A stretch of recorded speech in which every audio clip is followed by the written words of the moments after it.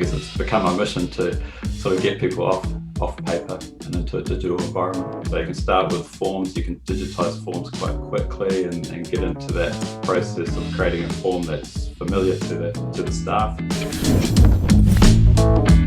Your business, QTrack, is along similar lines around saving time, reducing effort, increasing productivity, but specifically for manufacturing and food or places that have compliance and regulation. I'm assuming there's a lot of things you do to help people be compliant with MPI regulations. Is that right?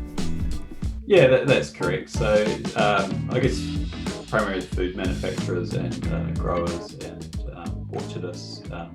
So they all have a lot of compliance and a lot of cost savings around, I guess, moving to a digital environment.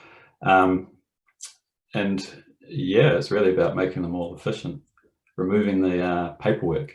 So, and some of that, how many people are still running on paper, and it's a big surprise to me, and I guess it's become our mission to sort of get people off paper and into a digital environment. That's really where I want to focus our discussion, because in my mind, the computers have been around for some time, and it's easy to digitize internal processes. But when goods turn up, whether it's ingredients or packages are going out, you have to print, you have to put labels and barcodes, and you have to get that ingredients in, and you have to check it into your warehouse. Isn't it impossible to remove paper entirely? It is. I mean, when you talk about packaging, you still need to put your labels on, etc. But I guess there's a whole area around small to medium to even large size businesses where they might have an ERP system in place, so they're doing a lot of the traceability or inventory, but they still have to do a lot of checks around that. So they're still they have to clean the factory floor, they have to clean the equipment. A lot of that's still paper-based, so all those checks and balances, even recording weights while they're producing, doing a production run to make sure that they're producing the goods at the correct weight. A lot of that's recorded on paper on the factory floor, and then slowly makes its way into the QA team, and then gets signed off after they've spent a bit of time hunting around for it. When that makes sense, because when I've visited many of the New Zealand-made manufacturers, and we've got around 200 that are in food and beverage of the 1,500 manufacturers, and there's no one standardized way of doing things. Each place has different ways of working. How does your QTracker software adapt to all those different workflows and process flows and ways of doing things? Well, I guess it's sort of come about through design. I guess it's built that way. So I've actually been in IT for about 25 years or so. My wife is actually she's in quality assurance. So it was during a time, I guess the seed was planted quite a few years ago, and she would come home. She was doing a lot of contracting at the time for small manufacturers. So she would come home and download on me all her work stories, and she would it'd just be a common theme all the time everywhere she worked at these manufacturers. And I was just kept questioning her over time about there must be a better way to do this, and I could see all the inefficiencies around that. So I guess using her experience and my IT skills, I guess I spent 3 years designing and building this product. So the idea is really it's flexible enough to let a business, I guess, carry on with their own processes that they've developed over time. So it won't, I guess, force them down a certain path. It will let you digitize your forms and let you use your forms and your process to a certain extent. There are, I guess, your baseline rules that you need for compliance around that, but generally it allows you to follow the path that you've created and the forms that you you've sort of been dealing with. Okay, so that will put the mind at rest at someone that knows that they're wanting to look for productivity gains, particularly next year when there'll be some wage changes coming in with minimum wage and the flow-on effects. Productivity is always a good way to maintain margin. In your experience, where should the business start? What workflow is the best place to start? Is it on the compliance side of things? Is it auditing? Or is it simply to accelerate good, clear communication within the organization? Yeah, that's a good question, because I think it varies a lot depending on the business and what stage they're on in. So I guess I'm dealing with businesses who have been running paper. They might run in spreadsheets. They're doing all their traceability, offline, all their forms offline in a paper environment, up to the larger businesses which have ERPs in place, but they require, I guess, auditing purposes, so they can create forms to help them with their auditing. So I think digitizing forms is an easy place for people to start. They don't have to do the everything at once approach, the big bang approach. They can ease their way into it, manage that change a bit better. So you can start with forms. You can digitize forms quite quickly and get into that process of creating a form that's familiar to the staff, and then they can roll it over that way. And then depending on whether you have needs around sort of traceability, you can get into the inventory side of things as well. But a lot of people, depending on where they are, it's just deciding what approach to take and what they need. What are people using the traceability part for? Is that to look back historically at what was used in various batches for internal processes, or is it something more that I'm interested in the part where consumers get to see the traceability aspect, so it grows confidence in the provenance of a product? Where do you see your have you put your system in for either of those or both of those approaches? Yeah, so I mean, I guess at the moment it's all internal traceability. So from managing your recipe against you and taking your raw materials into the system by batch, and then I guess having a recipe that you make that might go through a number of, it might be a work in progress sort of product, so it will require further work before it goes into a finished good. So it allows you to, I guess, trace those raw materials into your factory, and then how you produce them. For example, if you're making a yogurt, you create a base yogurt, and then you take that base product and mix it in with some flavoring, for example. So it goes through multiple levels of work before it comes out to you as a finished product, and then goes to your customers. So I pretty much trace from the supplier to the customer, and at the touch of a button you can just see where all your raw materials have gone. So it makes it a lot easier for the manufacturers that don't have anything in place at the moment. But that is one thing I also have looked into is the whole supply chain traceability using blockchain, but not at the moment, but maybe one day. It's an area that has I think there's a lot of buzz around it, but from the people I've talked to, there seems to be like these two camps. One is that you could probably do this without blockchain, and two is a lot of businesses don't want to make public their strategic relationships or their supply chain. It's part of their intellectual property of how they work. So it'd be interesting to see which industries take this up first. Yeah, exactly. I think you need to get a buy-in from a lot more people. So you need to have I guess a good footprint within the industry to create a common platform and get that buy-in, I guess. What are some of the results, Mike, that you've had, before and after stories when someone's put this in and thought, well, let's start small and let's see if it's actually going to deliver the benefits? Because IT can sometimes go two different ways. Once that system's gone in, what's some of the feedback you get from both those who have decided, like the business owners, but also the employees who have to now are running in a different way? Yeah, it's all been pretty positive, and I mean, when I set out to develop the system, I guess I wanted to make it flexible enough to handle a variety of business complexities, but also make it, I guess, simple to set up and use.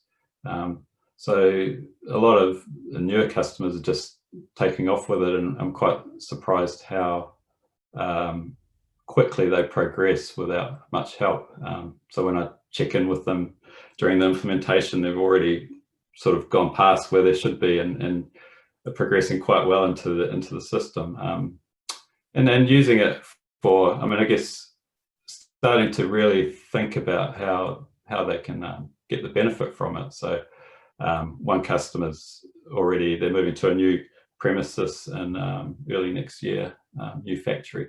So they've taken the productivity side of the product, which is sort of project management and sort of task management, and already planning, putting in all their projects to move the factory from one premises to the new premises, and assigning out tasks which are sort of a couple of months ahead. So they've taken it from getting up and running, and then looking at the next step of moving to a new factory.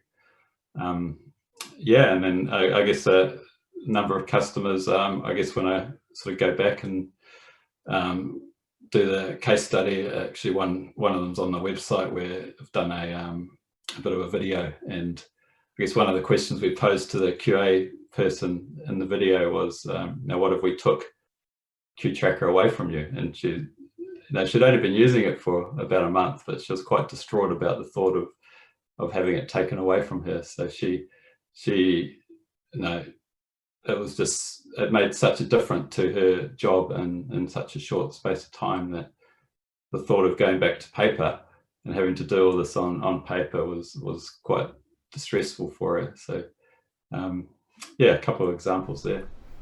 It's that confidence that whatever the new system is that's proposed will operate at least as efficiently or confidently as the previous system. And from what I've seen, at paper to digital is, paper you can have a very high level of confidence because it's physical, but once you've moved to digital and you have a confidence in how to operate and move around a system, it just gives you so much more insight. Is there a big reporting layer with what you do?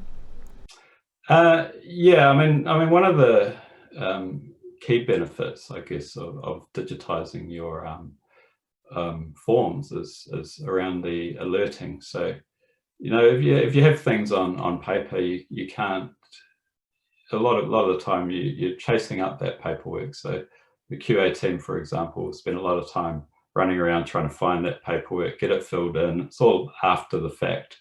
If you can digitize your forms, get them online straight away as the person's filling them in, you can actually start becoming quite proactive around your data. So I have a whole alert system built in where you can set up alerts based on any field that you've entered on your form. It might be as simple as a temperature check, where if someone enters in a temperature and it's over or under a certain amount, you can send an email alert or a text message off to someone else straight away. So it's building in this, I guess, this functions that's constantly monitoring the information that's entered into the system, and proactively, I guess, rather than reactively, trying to keep you informed about what's going on.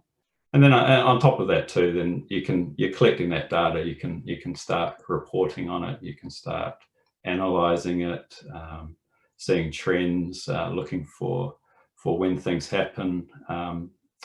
Yeah, and then that introduces you to the whole monitoring side of things, which is more the automation side of things. That sounds like it almost gives you an extra pair of hands, because you're not just doing the alerts, but you're providing a decision support system so that the right roles within that manufacturer or within that orchard can use their intelligence to make decisions rather than their intelligence to know what needs following up, because the system's taking care of that lower level reminding part of their role. Yeah, exactly. And you can start to get smart about it. Like, you can ask certain questions on forms, which may, depending on the answer, send an email to a maintenance team, because it's an indicator that machinery needs maintenance, or even getting staff to fill out forms that maintenance is required, and having it sort of sent straight through to the right people instantaneously. Now, your system, QTracker, works across multiple sites.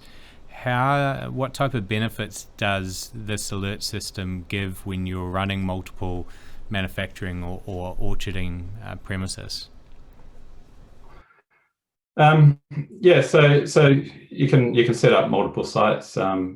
They can run sort of independently, and I guess users can be active across all those sites. So I guess if you have teams supporting sites, multiple sites, they can be alerted to whatever's happening on any site at any time. So you can basically set. It's flexible enough to set up any rules that you want to activate at any time. And the pricing structure for this system, is this a cloud-based or one-off, or it's a bit of consulting as well as software? Pretty simple price structure. So it's just a monthly subscription-based fee, no contract.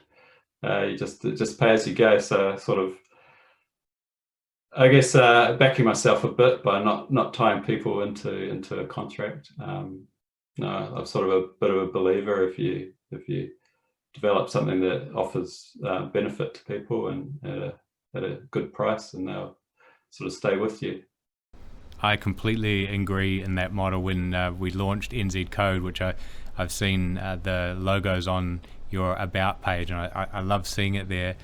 The price for it's a monthly fee. You can pay annually, but it's a monthly no contract fee, and part of it's to make sure that there's introductions to New Zealand manufacturers for software companies like yourself. When you got the first, take me back to when you actually got your first customer that decided to pay the monthly fee and use your software. What was that like? Well, I guess it's a pretty big moment, actually.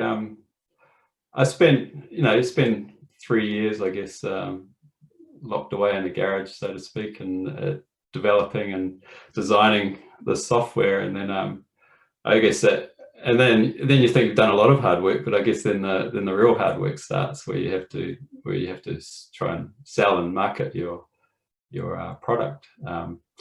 So, and then that, I guess, adds on a bit of time again. So I guess when you get that first customer, it's like, well, it's a lot of emotion, really, a lot of feeling, because it's something that's actually come to life, so to speak. Someone's actually prepared to part with, to pay some money for your product, which you've spent a lot of time and put a lot of energy into. So it's a good feeling. Yeah. And in terms of where you're up to now, there's 25 years of IT experience applied to this. What's in the development pipeline for next year? Yeah, I mean, I've done a lot, but I feel like I've really only touched the surface of where I want to go. I guess it's just continually, creating the base product and enhancing the functionality there. But in terms of, I guess, research and development, continuing with the monitoring side of things, which I'm quite interested in, because there's a lot of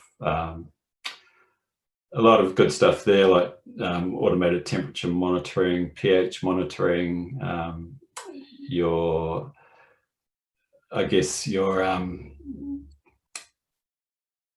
a lot of other areas around there. Humidity, it might be humidity, current monitoring on your machinery, for example. It can sense when your machinery's under stress, which is an indicator that there could be a problem. So you can then alert your maintenance people that the current's fluctuating, going up and down. Either way, then it means something's not right with the machine. So you can buy monitoring devices which just hook around the wires of your machine, and then we'll monitor that, send all that information up to QTracker, which is constantly checking and, if need be, alerting people to a problem. And then the other side, which I've only really touched on, is, I guess, image processing. So I have a little bit where I can scan in inwards goods. So you can take an inwards goods form, take a photo of it on a mobile device, it will scan it in, it will then digitize that inwards goods form. So then you can just receipt it quickly, I guess, and do your quality checks, like temperature checks against it. So I guess an area of development which I'm very interested in and sort of doing a bit of research on is around the whole video streaming and image analysis of a factory floor. It might be related to product, just checking quality of product using modeling and image recognition, or it could be video streaming, making sure that everyone's wearing the right gear at the right time, making sure that PPE gear or whatever it is. So getting analysis around that. That sounds super exciting, because if I've understood you correctly, there's two different paths there. The first you've already got, which is that the monitoring of the machines, like the voltage. That's almost like an early warning system. If something's going wrong with the machine but it's still working, that gives you forward warning that something may stop the production line and give you an ability to do some work in a unplanned maintenance or planned maintenance window. Whereas that second part, that's fascinating because it's the people aspect rather than the factory machinery, and it moves beyond the scanning of static items to scanning video, like 24 frames a second, for, are people in the right areas? Are they in safe areas or dangerous areas? Are they wearing the right gear? Is it the right employees in the right areas? That's an interesting area. That's almost moving into the machine learning side of it. Of what does an optimized factory look like to QTracker? Not just the sensors of what does it feel like, but what does it look like through cameras? Yeah, exactly. So there's a lot of work that can be done there, and a lot of it's just training your I guess your machine learning, training what it is to wear gloves, what it is to wear headgear or a mask, and then it can learn, and then it will know when people are wearing that or when they're not wearing that. And whether it's just for training or whether it's to alert you that it's happening, it just improves the quality of the product you're producing. I think that could be really interesting because of the health and safety and that compliance part. It focuses on the entering the building, whether you're a visitor or an employee. It doesn't focus on what happens next. And no one, I don't know if anyone that's been injured signing in. It always is what happens next, but there's no or very little monitoring around that. That would be an interesting area to dig into a little bit more. Yeah, definitely. Mike, is there anything else I haven't asked you about QTracker that I should be asking you about?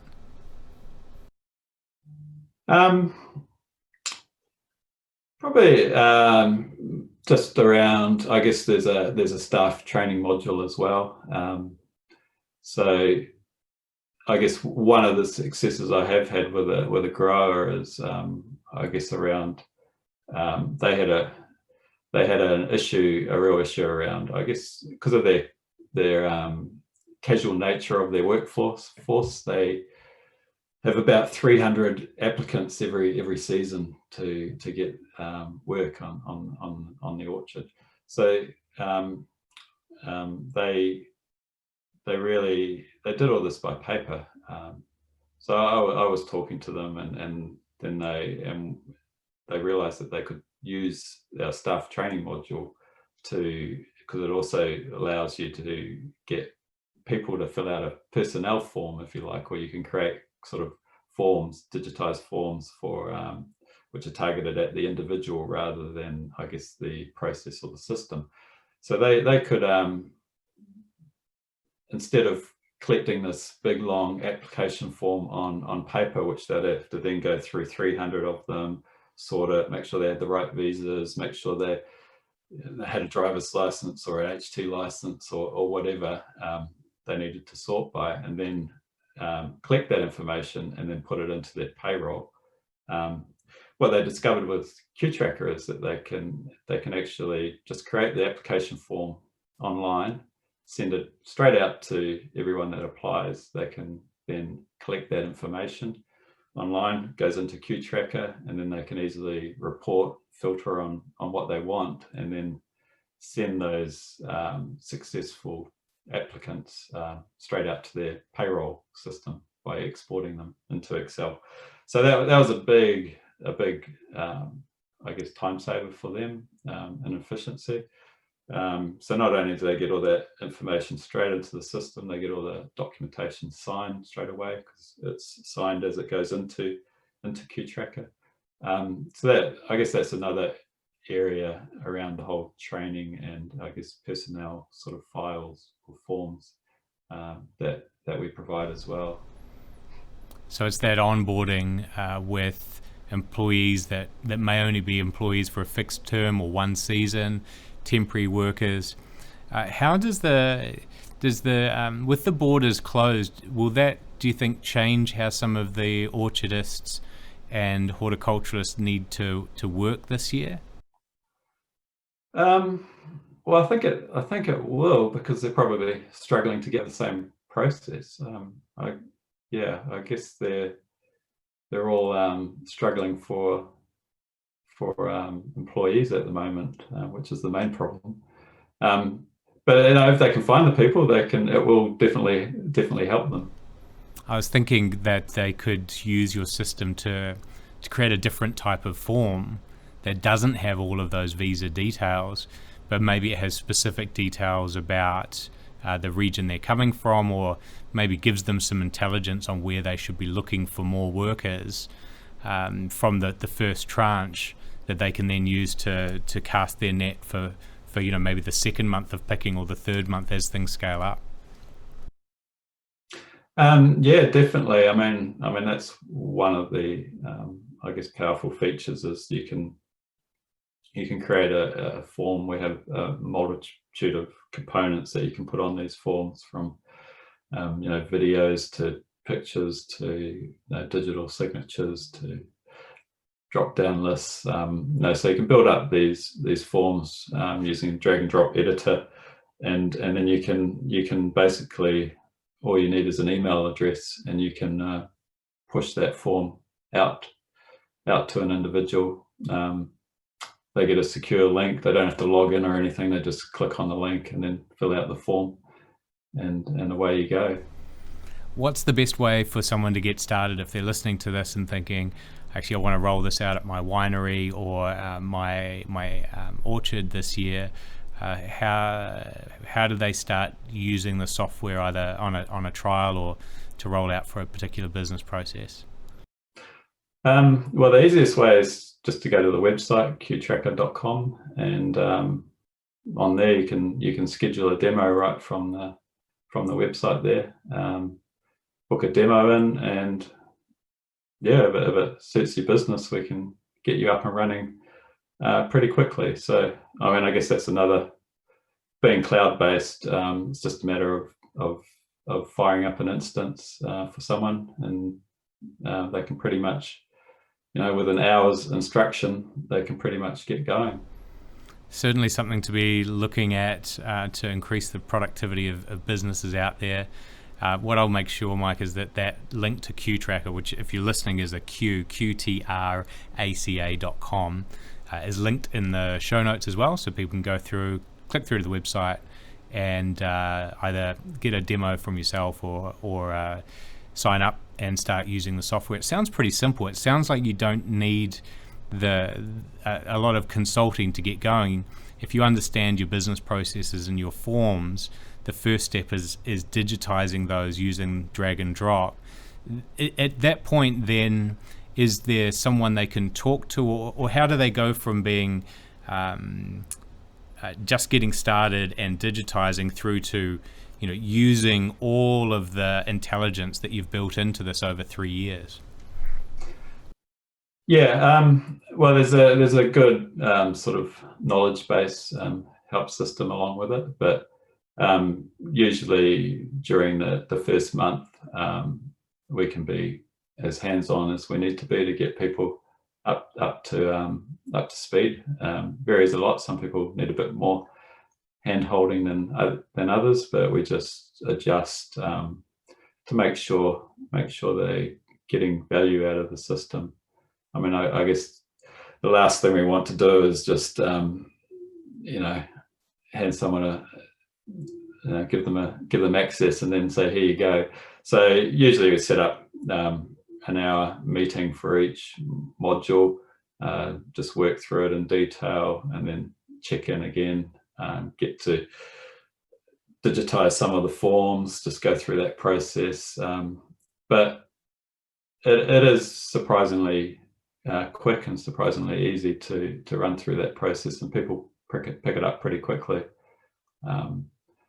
Yeah, and then it's all a matter. Everything's recorded. There's version history on everything, so stacks up in audits as well, which is quite a key component when building all this, was that it had all the version control and all the auditability that you require for your compliance needs as well. Excellent. Certainly a good piece of software, part of the manufacturing and orchard ecosystem. And as we're now in kind of mid-November, this will come out the end of November. What a great opportunity before the current harvest season to actually just improve a couple of things with your business processes with QTracker. Mike, I appreciate your time today, and thank you very much for what you're contributing to the New Zealand code landscape. It's businesses like yours that help the rest of manufacturing stay productive and stay on top of things. We're in a competitive global marketplace, and it's through software solutions like this that we can keep doing things smarter, that either brings more quality to market or increases the reliability of what we are bringing to market, or just makes it simpler to do the day-to-day things that we all go to work for. So I appreciate your contribution. Thanks, Ryan. It's been a pleasure to be here, and thanks for inviting me along.